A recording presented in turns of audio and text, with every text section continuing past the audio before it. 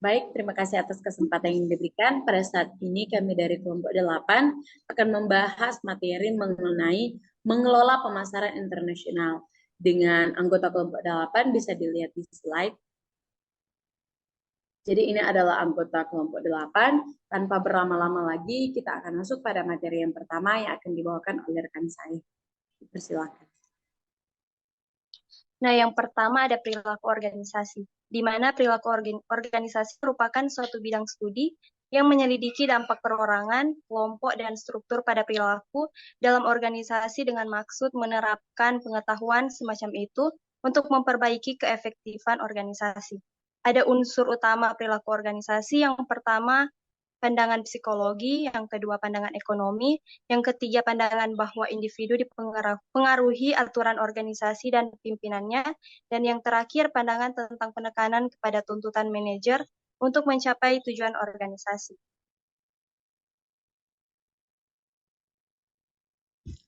Yang kedua, faktor yang mempengaruhi perilaku organisasi. Yang pertama adalah peningkatan produktivitas. Organisasi dikatakan produktif jika tujuan dapat dicapai dan proses pencapaian tersebut dilakukan dengan merubah pemasukan menjadi keluaran dengan biaya yang paling rendah. Yang kedua, pengurangan kemangkiran. Kemangkiran adalah tindakan tidak masuk kerja tanpa alasan. Tingkat kemangkiran yang tinggi dapat berdampak langsung pada keefektifan dan efisiensi organisasi. Yang ketiga ada penurunan turnover. Turnover adalah pengunduran diri secara permanen dari organisasi. Dan yang keempat, ada peningkatan kepuasan kerja. Kepuasan kerja adalah perbedaan antara banyaknya ganjaran yang diterima karyawan dan banyaknya yang mereka yakini harus mereka terima. Selanjutnya ada dimensi perilaku organisasi, terdiri dari 3, yaitu pertama dimensi konsep, yaitu ilmu pengetahuan, sosiologi, antropologi budaya, dan seluruh elemen sosial yang mempengaruhi berdirinya ilmu pengetahuan yang saling berkaitan. Yang kedua ada dimensi sistem, yaitu mencakup bagaimana proses manajemen yang dilakukan untuk melakukan suatu kegiatan yang secara efektif dan efisien yang dikemas dengan pendekatan-pendekatan matematis atau logika. Dan yang ketiga, yaitu ada dimensi manusia, yaitu faktor penentu dalam organisasi yang tercermin dari ilmu psikologi, karena adanya organisasi adalah adanya manusia.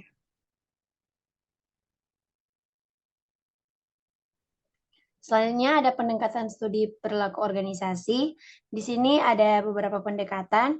Yang pertama pendekatan tradisional. Tokoh-tokoh dalam pendekatan tradisional seperti W. Taylor and Max Weber, itu mereka telah mengenalkan teori-teori rasional yang sebelumnya belum ada. Nah, dan juga memusatkan perhatian pada peningkatan produktivitas dan kualitas, menyediakan mekanisme administratif yang sesuai bagi organisasi, penetapan pembagian kerja, meletakkan landasan mengenai efisiensi metode kerja, dan organisasi mengembangkan prinsip-prinsip yang umum dalam manajemen. Soalnya ada pendekatan hubungan kerja kemanusiaan.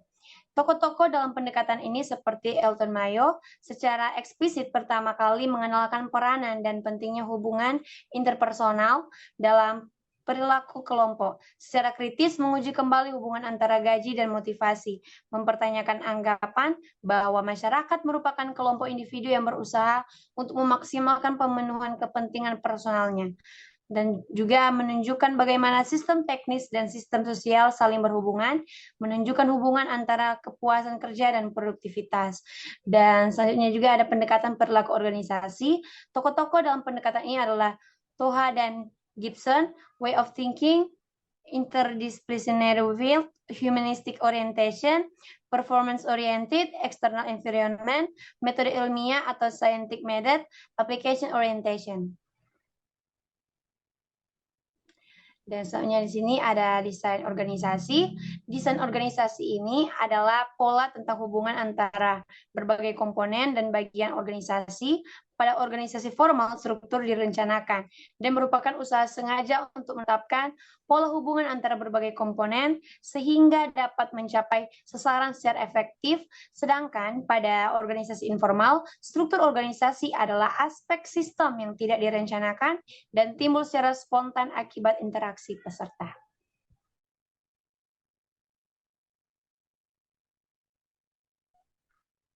Selanjutnya ada macam-macam desain organisasi.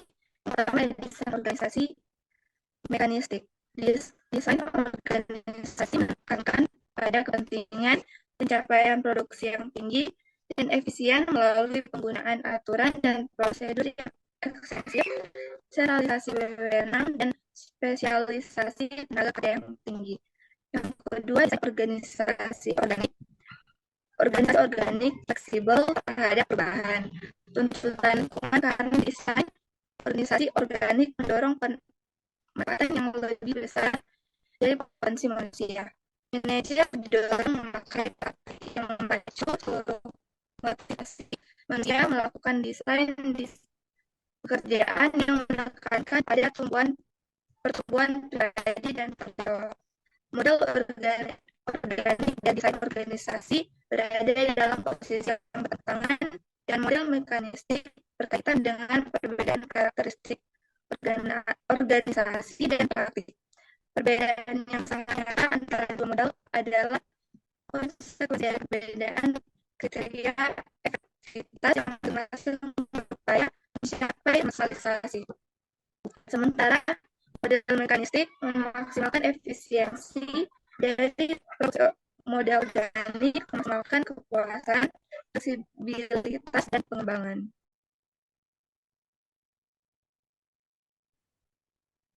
Materi selanjutnya mengenai hubungan interpersonal dalam bisnis internasional. Di situ ada perbedaan budaya memahami, memiliki kemampuan berkomunikasi yang baik, membangun kepercayaan, memahami nilai dan norma bisnis, menghindari stereotip, dan memiliki kemampuan untuk menyelesaikan konflik.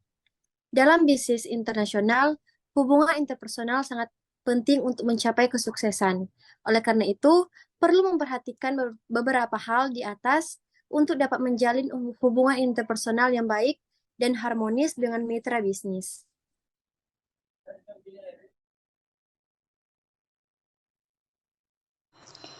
Selanjutnya, pemasaran internasional. Ialah kinerja kegiatan bisnis yang dirancang untuk merencanakan, menetapkan harga, mempromosikan, dan mengarahkan aliran barang dan jasa perusahaan kepada konsumen atau penggunaan di lebih dari satu negara mendapatkan keuntungan.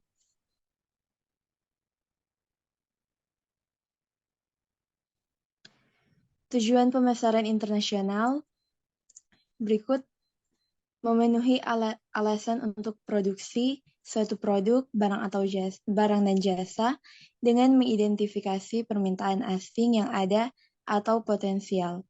Yang berikut, penciptaan barang jasa yang paling memenuhi persyaratan pasar internasional dibandingkan dengan barang yang diproduksi oleh pesaing. Dan yang ketiga, informasi yang andal, akurat, dan tepat waktu tentang pasar internasional, struktur dan dinamika permintaan konsumen, selera preferensi konsumen asing, dan yang keempat, koordinasi dan perencanaan produksi, penjualan, kinerja keuangan, dengan mempertimbangkan kepentingan pasar internasional. Dan yang kelima, meningkatkan metode, teknik produk komersial.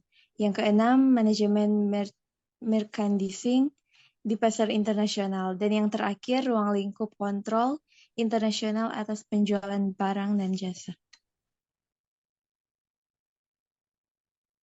Selanjutnya adalah mengelola pemasaran internasional. Dalam mengelola pemasaran internasional ada beberapa hal yang perlu diperhatikan. Yang pertama adalah menentukan pasar target, menganalisis lingkungan bisnis, membuat strategi pemasaran, menyesuaikan produk atau layanan, menentukan saluran distribusi, membuat program promosi, dan mengelola hubungan bisnis.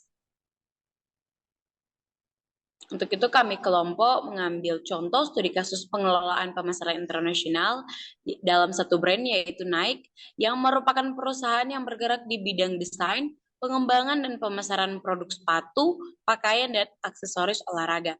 Perusahaan ini telah memasarkan produknya di seluruh dunia dan memiliki pangsa pasar yang cukup besar. Nike menerapkan beberapa strategi dalam pengelolaan pemasaran internasionalnya.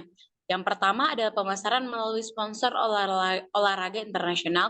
Yang kedua ada mempertahankan kesatuan merek global. Yang ketiga ada adaptasi produk dengan pemasaran lokal. Yang keempat ada penggunaan media sosial.